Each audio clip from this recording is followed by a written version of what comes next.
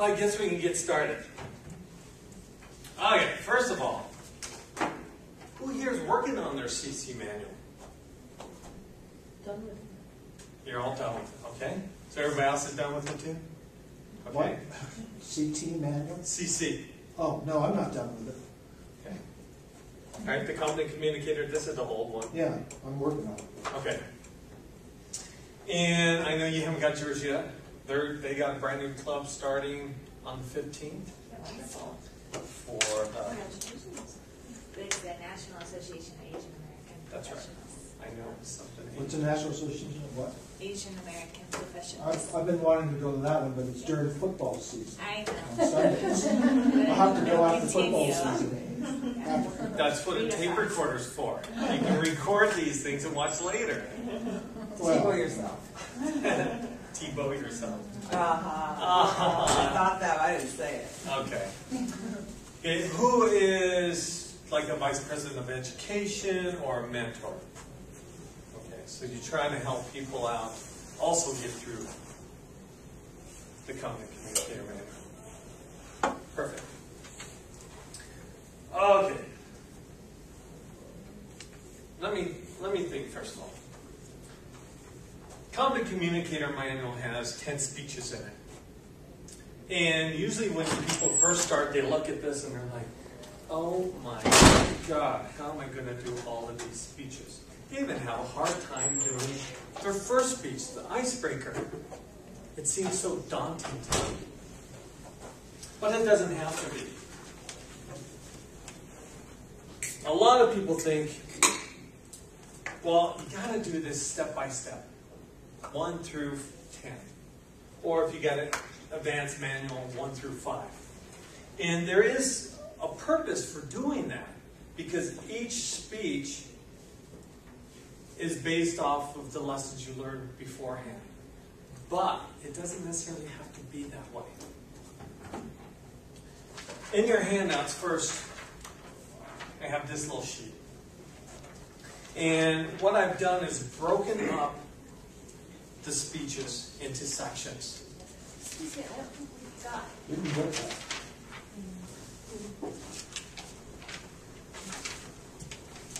Evaluation beforehand. Okay, got that. And then make sure she gets one over there, please. Did you get one, Donna? No, Yeah. I got one, but.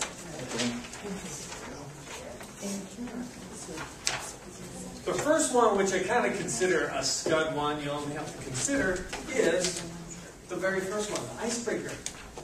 Icebreaker is a very simple speech. You should not have any problems giving this one. It's just about you, and you know you better than anybody else. Well, maybe not. Sometimes they say other people know us better than we know ourselves. But it can be very simple. I'm White Eagle Perry. I was born here in Denver, Colorado, born and raised. And yes, people ask me, are you Native American? Because of my name. Yes, I'm Navajo, Cherokee, Ute. But then Dutch, German, Welsh, Irish, French, and Spanish. So I'm kind of like the whole United Nations put together. But I'm missing Asia. Well, I teach Japanese martial arts. I study traditional Japanese massage. And I also went and got my master's in acupuncture and traditional Chinese medicine. And actually this year I'm going to be starting a doctoral program, so I'll become a doctor of acupuncture and oriental medicine. That's the start. And then I can take it off there and talk about family, kids, where I've lived, whatever you want to do. It's pretty simple. But the next one, how do we approach it? Well, the next 3 speeches is all about constructing a speech. So you have number 2, organize your speech. The essence of that is you have an opening, you have a body, you have a conclusion or a close. Get to the point. You've probably heard speeches where it's like, come on, quit rambling around. Get to that point. And then how to say it. A lot of times, if I was giving a presentation about Chinese medicine, and I started saying, well, this person had spleen qi shu, you'd be like, what the hell are you talking about? It would be appropriate for a bunch of acupuncturists, but not for the general public. So I have to change my speech to fit the audience. And that's what that speech is about. Next two are about physical presentation. Your body speaks. Walking around. Using hands gesture. And then vocal variety. When you're talking about getting excited, do you really get excited? And to bring in dramatic effect? Slow down. Pause. Get quieter. And bring people in. That's what those teach. The next two is enhancing your speech. But these ones definitely are built upon the first 6. So researching your topic. We heard a great speech last Thursday with Jennifer here. And she was talking about a relationship with her grandfather and collecting wheatback pennies. She put in some good research information in there, even though she was doing project number 2. But you can expand on that. How much do you really want to research? Again, if I'm doing a talk about Chinese medicine, I have to make sure I get all my facts in there, especially when I'm talking about historical sources. And then, number 8, get comfortable with visual aids, whether it's handouts, PowerPoint presentation, whiteboard, flip charts, etc. So those 2 are in there. It enhances. And then the last 2 is putting it all into play. Persuade with power and inspire your audience. These last 2 speeches require everything prior to. So can you come in and jump around the Competent Communicator Manual? Yes, to a point. But if you're just now beginning to speak, and you did your icebreaker, don't jump into persuade with power. Because you haven't learned other skills ahead of that.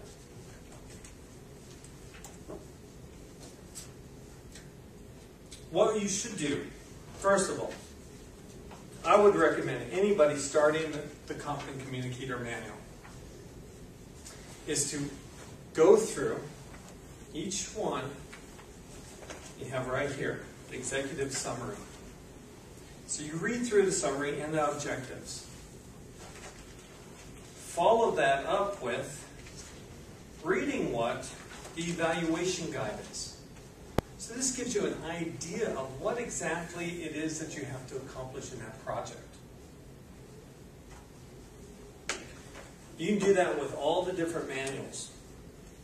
So in your handouts, you see this sheet here.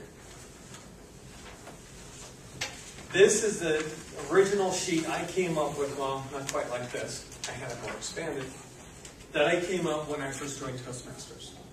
I did my icebreaker, and then my second speech was about a motorcycle ride I did from Denver to Los Angeles. I did not follow the time on that. I was like 20 minutes long. I think I did 15 minutes. It was supposed to be 5 to 7 minute speech. But I listed all the other ones. And so if you see, Tong Tong Zhong Yao actually means traditional Chinese medicine. But I put the titles. I knew the third through 7th speech, I wanted to talk about Chinese medicine. But number 8, when I looked at that, visual aids, I started thinking, what could I do for visual aids? And I said, sharing the sacred pipe. I could easily do that with a flip chart and with actually demonstrating with the pipe. So I put that down. That's what I wanted to do ahead of time. And then for 9 and 10, I said, conscious living, secrets of a positive mind, these would both be 2 good things. By the way, I never did those speeches. But that was my roadmap. Hear about goals. Set your goals for your Competent Leadership Manual or your other manuals. Next up, on the next page, is this sheet. This is my personal goals that I have for 2011, at least starting from August on to December. What's listed here is the dates for all the Wednesdays. I'm in 2 clubs, Evening Stars and Opportunity Talks. And I just started planning out, when do I want to do these speeches? And then working with the Vice President of Education to be able to fit those in there. But at least having a plan. And some of them, if you look down, clear on the bottom, it says OT, which means Opportunity Talks. Professional Speaker number 3, the Sales Training Speech. And I put Zig Ziglar's Sales Techniques, question mark. Because I still don't know exactly what I want to do with that. But at least I kind of getting that idea where I want to go with it. Now that's for the advanced speeches. And then last page, here's a little thing for until the end of June that you can do to plan your own. These numbers are for Wednesdays. We meet on Wednesdays. You can fix it for yourself. But you can start planning this yourself. Okay? So getting back to this sheet with all my little titles. What you see is I put the title, Trung Tung Joe. The main point on number 3 was the history and fundamentals. But it's project number 3. Focus on getting to the point. On the notes, I had an introduction that I gave to the Toastmaster. But on the other ones, you can see notes. For number 4, how to say it. Eliminate jargon. Incorporate rhetorical devices, metaphors, etc. So it kind of gives you an idea of what you need to focus on. And you can use that for planning your speeches. Make sense? Very good. And to expand that out, here's one I'm doing for communicating on video. So I have all my little notes that I'm starting to make on this one. So I have an idea of what I want to do with that speech. It's not complete yet. I don't know when I'm going to give it, but starting the process. So let's get back into the Communicator Manual and this little sheet.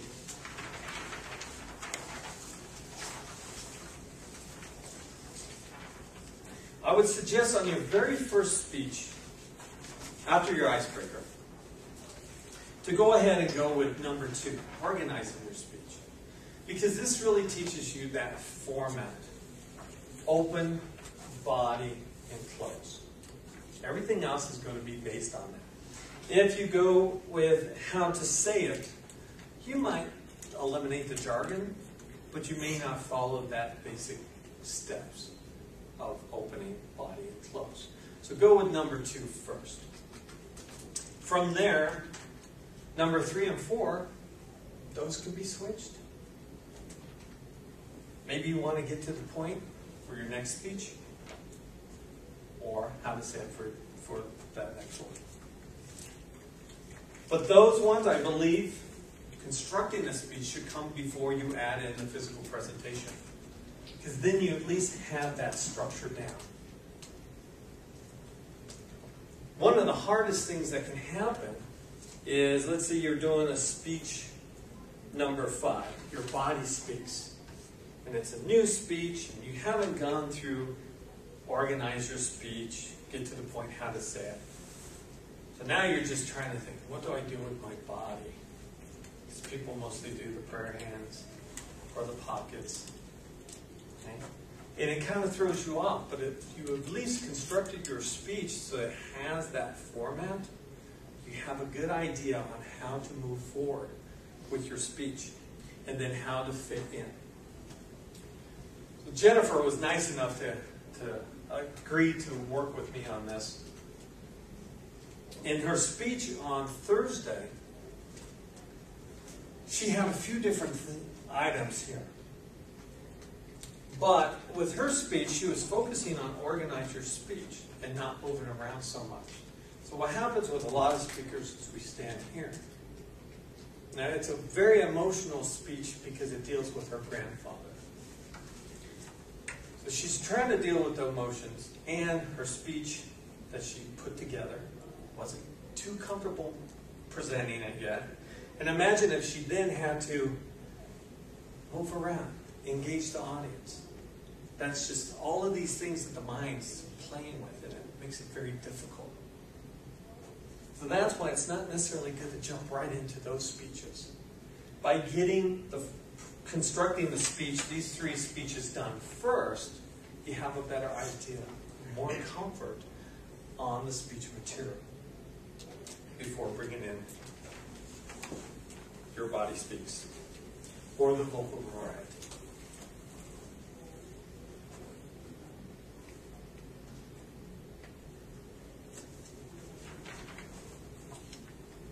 Yeah, then from there, after you complete those ones, then you can do the enhancing the speech. Because this is then going to teach those skills to take it to the next level. And then finally, the persuade and inspire. So a quick question is, for all the people that are working on their competent communicator, what's keeping you from doing the next speech or completing it, especially if you've been around for a while? We have a lot of members and it's hard to schedule. Okay. My next one's in April, so. Really? Yeah, and I scheduled that a month ago. Now, do you have your next speech already ready to go? No, Okay. I'm going to start soon. So if somebody was to fall out, they were sick or something, you wouldn't be able to jump in there. I Because you're hide not ready underneath the table before they. Okay, that's one. Anything else? My problem though is I read the thing and I have no idea what to talk about. Like what Okay. would be interesting or Coming up with content for correct that for speech. any of them. I mean, like I said, I did my icebreaker 6 months ago, and I just did my number 2 speech. 'Cause I had And that wasn't because of the scheduling problem. correct. This is a show. Thinking of That's the shout. best place to get Okay. But you're looking at this whole thing, I gotta come up with Yeah. 8 more speeches, Mhm. right? Who else sees that? So we have a very good, we have old members. One member has been a Toastmaster for 40 years, and we have new ones that came in a couple of months ago. And people have a tendency to talk about their own lives,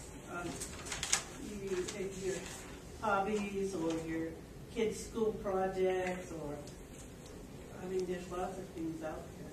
We had a special meeting in October that was ghost stories. And so we had like 5, basically we had 5 speeches that were ghost stories. And myself, I was doing the reading project book, the reading interpretation. So I used it for that manual. Yeah, but we're talking about the competent communicator manual. Yes, But your members having a hard time getting through that, and why? yes. But I was just putting it out there as topics for speeches can be very varied. Right. You know, I talked about my son's band, and another lady talked about her daughter's step dancing, and one lady, her family does competitive barbecuing. And so she talked about that. And so it could be about all Lots of kinds different of things. things. Right. Yeah. You had a question. I actually didn't have a question. Or I just statement. had a statement. When I first started, I was very worried that I was going to have that issue of finding topics. And very quickly, I learned that various topic ideas, maybe not connected with a specific speech title in the book, the various ideas of things I could talk about started popping up at weird times. So I started just keeping a running list and started jotting down anything that I thought maybe I could talk about. And then I had a solid list of things that I knew I'd be comfortable talking about. Then I could start matching them up with the projects as they came up. Good idea. Do you have a good friend that could tell you things that she thinks you know about, or stories that you've told that she thinks have impact when you've just been visiting? That might be another resource, a friend or a family member that could give you feedback on. You told that story about Uncle Joe, and that was a great story. Right. So there's all kinds of sources of topics. You can look online, if you just Google something like Toastmaster speech, Number 3, speech ideas. And you'll find a lot of stuff, to get you thinking about what you could do. There's a lot of examples and so forth. Right. One last one. I've told a lot of my friends that I'm in Toastmasters, and frequently I get my best ideas from them. Like somebody gave me a bone-crushing handshake the other day, and somebody said, "Oh my God, what a great speech topic!" And I went online and I found all kinds of stuff about the appropriate way to give a handshake and what that kind of a handshake she gave me meant. So you get it from your friends. Great. So there's all these ideas, and you come up with them, and just having like this running sheet, you can then say, "Hey, that topic could fit here." But here's something I want to bring to your mind too, is with professional speakers, let's say they're speaking, let's just say 52 weeks a year. Okay? They don't come up with 52 different speeches. They usually have a set of speeches that they modify. So Ed can modify one to fit District 26, if he needed to, or he could use this general one. But they use them over and over and over, especially the stories. One of the world speakers, world champion of public speaking, had mentioned that anytime he goes back to a place to do a speech, they're like, "Oh, are you going to talk about that story again? We loved it so much to share it with everybody, and they're here this time. I want them to hear you speak it." So they use the same thing over. So here's something you can do. With this little format, use the same speech. So, with Jennifer, you did your speech about the little pennies. Okay? You did organize your speech. Now what you can do is look at getting to the point of how to say it. Write out that speech and look at it and see, how can I clean it up? How can I make it sparkle and shine like a new penny? Okay? Do that, and then do that speech again. And what's going to happen is the evaluators are going to tell you, "Yeah, this was good, but you could have did this. Go back, change it, modify it, go and do the next speech, number 4. Okay? So now when you get to your body speaks or the vocal variety, like your grandfather, at the end of the story, her grandfather gave her this wheat bag penny collection. She's in charge of it. But he found a wheat bag penny. So he mailed it to her. And I believe what it said in the letter was, "Here's a penny for our collection." Right? Vocal variety. Do the same speech, but then I opened up the letter, and it said, "Jennifer, tell me how he speaks, I'm making it up. Here's a penny for our collection." And however you want to do it, but you bring in that vocal variety, but the same speech. Because each time you do that speech, it's going to get better and better. And by the time you get down to enhancing it, you might already come up with these other ideas for speeches. You say, "You know what, I'm tired of that story." Or you might go on with it. And all of these speeches that you do, as you go through that process, when you get down to the last 2, inspire and persuade, maybe they don't fit. For example, there's another member in our club. With his icebreaker, it was really cool. We're trying to get him to redo that story. Because he talks about, he's from Japan. And somebody was coming into DIA from Japan. And his boss was making him get there, but they were running late. So he's like, "Faster, faster, faster." I got pulled over doing 100. It's like, that would be a great story to expand on. We're hoping he will. But his second speech was about how he fell in love with football. But not American football, soccer. And it talks about how he first was introduced to it, and then he ended up going to Italy to see a live match, which took him around the world to see live soccer matches. And it ends the story being in Brazil, and the excitement that he had. And he can bring so much. He can take that speech and run away with it. Except possibly the last two. I'm not sure. He might be able to do it where he can persuade people to go and take up soccer, or persuade them to start becoming a fan of soccer, or inspiring them. I'm not sure. But by the time you get down there, you're pretty well accomplished with writing your speech, putting the speech together, bringing the elements of the next one. So it's not as daunting. That's my word of the day, daunting. So does that make sense? Any questions about that? I've heard some clubs allow that, so that's a good idea. Yeah, they should be able. They should, because you're developing this. And here's another way. Let's say you are becoming a professional speaker, or you're just doing more public speaking, and you have a speech that you want to do. Okay, like for the National Association of Asian American Professionals. But you're doing your speech for them, and you really want to do a really great speech, but you're not quite sure how to put it together. So you have this other club over here, your main club. So you go through this process with it. So you take this speech and say, Toastmasters introduces you, so this speech is about he's preparing for a speech to this organization. And so I'm going to use you. Jessica gets her feedback on that. And then she comes in the next week or whenever she can speak next, and she does that same speech, but with those suggestions. And on until finally, by the time she gets all the way through, if she hasn't gone to the organization to give that presentation, she should be very comfortable. Because the last thing you want to do is go into an organization, especially if you're getting paid to speak, and I'm not quite sure, let me just read my notes here. No, that's not going to go over too well. This gives you that practice, but you focus on the project at hand. So you can go ahead and do body speak, but the main focus is getting to the point. And that's what you want all the members to focus on.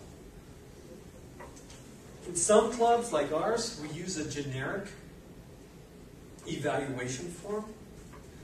But in my advanced club, what we do, we just print these out. The actual one that they're being evaluated on. So everybody is evaluating the same. That's the handout that you get back. Of course, you have your regular evaluator who's going to get up and give the actual evaluation. But that's one way to work through this. Reuse those speeches. So again, back to Jennifer's speech. We talked about the vocal variety, your grandfather's voice. Body speaks. She was because she's a bit nervous still. Which makes sense, we all were there. So she's just standing in one place and getting her to move and relax. We can do that more. Like she had a handout, so we can get back down to visual aids. But she had pictures of these coins so we can see what they look like. We should all be familiar with the wheat bag, but maybe somebody isn't. So how to work with that? Or if she had a PowerPoint presentation to show this. Maybe even bring the whole collection of coins. This is what we have. This is my favorite one. It's actually from 1909. Is that when they started? 1905. Forget that one. But they started in 1905. That's when they started making these. And if she has one, which I'm sure you do, she said, this is one of the first printed. Minted. Thank you. Now we got those 3D printers. You can print yeah. But first minted wheatback pennies. And then how to use that. So that's going to enhance that speech even more. And by then, everybody's going to be crying. Because it's personal. She was trying to keep from tears. But try not to tear up, but get everybody else to. That would be good. So that would take you all the way down through number 8. And then number 9 and 10, you could either use that or you'd be ready for something else like your passion for running, or now her new one of, is it skiing or snowboarding? Skiing. Skiing. And then you can bring that, your passion for that, how to persuade people to take up that. Okay? Those are the main ideas with that. Do you have any suggestions for when you are talking about something emotional and you feel yourself starting to get a little out of control, to bring that back without just totally losing it? I think that's a hard thing, because you want to talk about things that are meaningful, but at the same time, I think that can make members really uncomfortable Right. when you tear up. And so I don't know of any techniques or strategies to kind of pull that back in. I would say one, practice. So you get to the point of, because if you just write it and you practice it a couple of times and you go to present it, you still got those emotions. But if you practice it often, then you're going to sit there and already dealt with those. So then you can present it in a way where it's not there. But hopefully you will get the audience to it.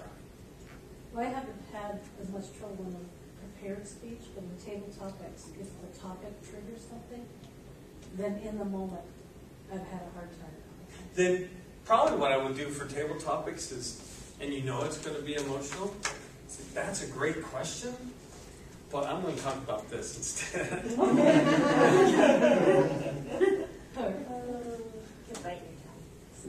That's right. Just say, I'm not going to talk about that today, or modify it some way. Because, yeah, that could be a little bit tough. Any questions? Can I make a suggestion? Sure. I've had some speeches where it is emotional in nature, and I found a little technique that works for me. I do the speech in the mirror. There's something about having a self-reflective, seeing yourself that you kind of you see yourself out of yourself in a way, that you can work through that, and that's something I had to do in a couple of my speeches, especially at those emotional points. It really helps. Okay, so let's summarize this whole thing back up. 1, you get out your Competent Communicator Manual and go through each one looking at the executive summary, looking at the objectives, then reading the evaluation form to get an idea of what it is that you have to focus on that project. Again, if you're doing the same speech for multiple projects, you want to focus on the project at hand. Then take that, make your little list. You can carry this around and put notes, just like that in the shower. So you get out of the shower and you say, oh yeah, I can throw that in there. Or even practice your speech in the shower. What am I going to talk about? Oh yeah, let me do that. And then you get out and make your notes that change this around. And then get with your Vice President of Education and start scheduling when you're going to do your speeches. But don't wait until it's time to do the speech to start working on it. Go ahead and practice it. Imagine April, you said, right? Right? January, February, March, April. 3 months. That you can take that one speech and practice it. So when you give it, it's on. And if you have a mentor, get with your mentor and say, I want to present this speech to you. Give me some suggestions. That's what your mentor's there for, to help you any way that you need to, whether it's understanding the CC Manual, the CL Manual, advanced manuals, or anything with Toastmasters, or just helping you improve your speeches. And then last but not least, have fun with it all. It's supposed to be fun. Speaking shouldn't be something you dread, but something you can really get into. Okay, so that's pretty much all I got. Unless you've got questions, comments.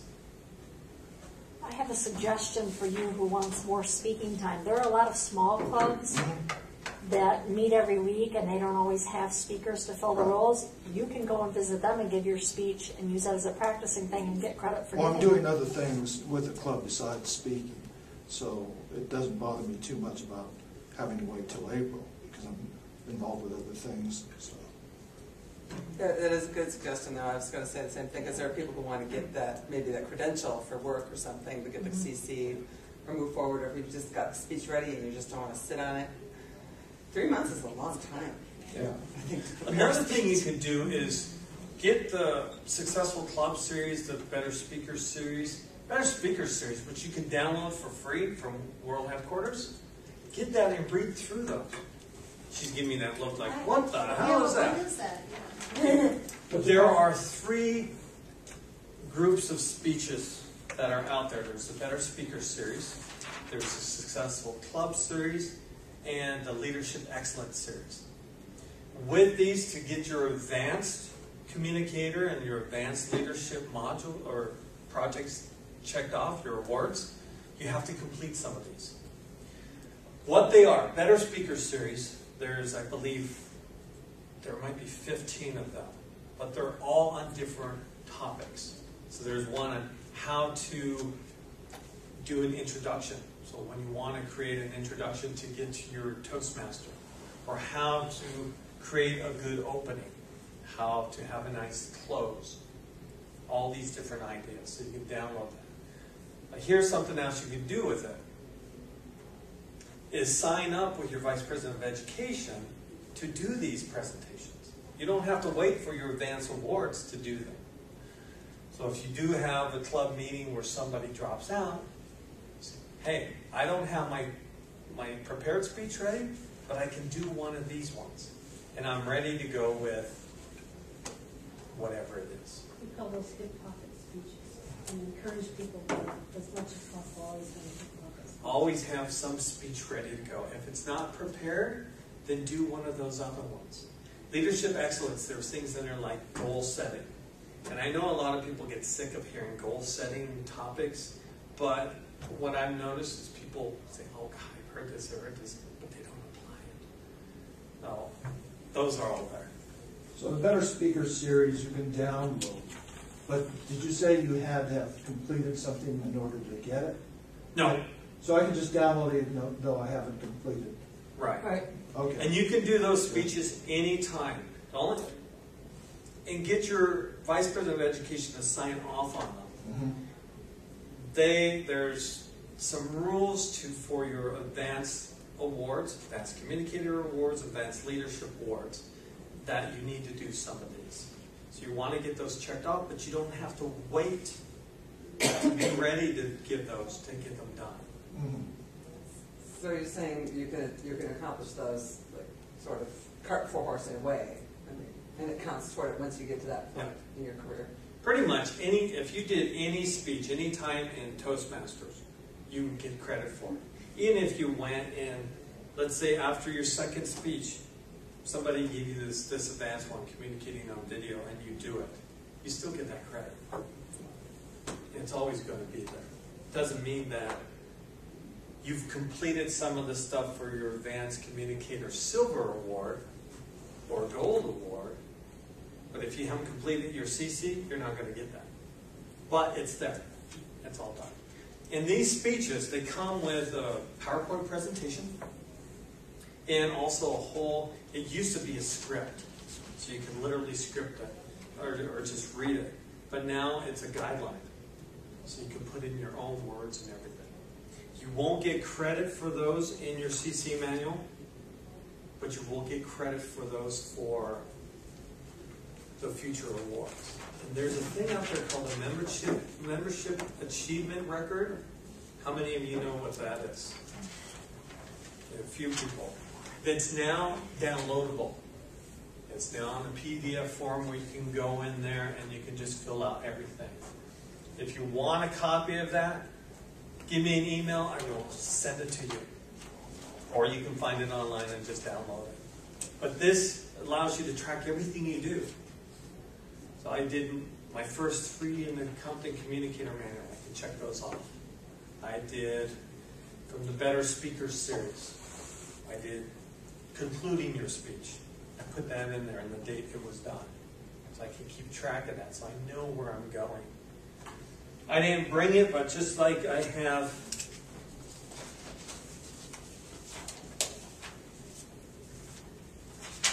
this whole thing.